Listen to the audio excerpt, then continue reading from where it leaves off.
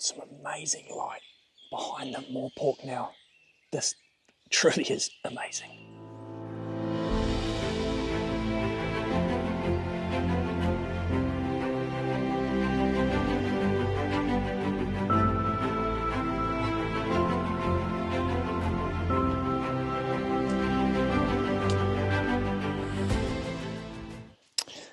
Well, we've located a Morepork or a ruru.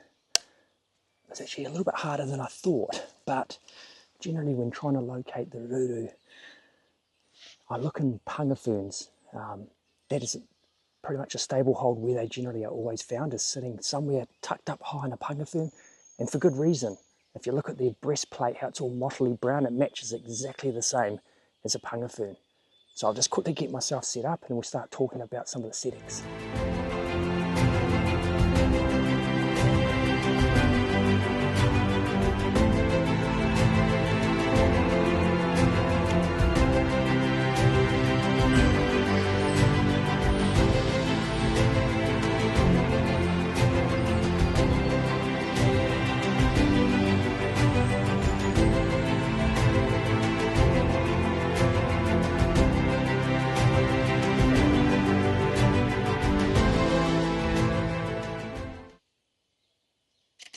So I'm currently shooting at 1/20th of a second, f5.6 ISO 2000.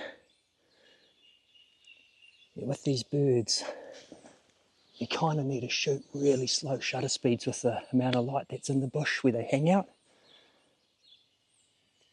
But if you start around that 1/30th of a second, maybe open your aperture right open to what your lens will allow and keep your ISO in between that kind of 1600 to 3200, you should start getting some really nice images.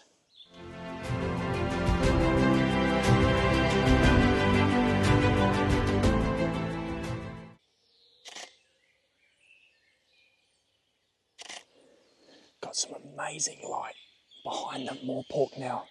This truly is amazing.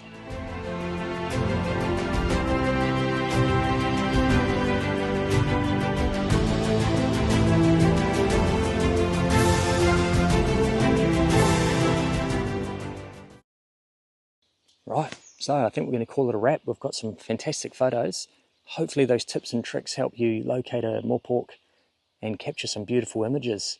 So yeah, tune in for the next one. And remember, if you do locate the ruru or the Morepork, give it space, never let it fly.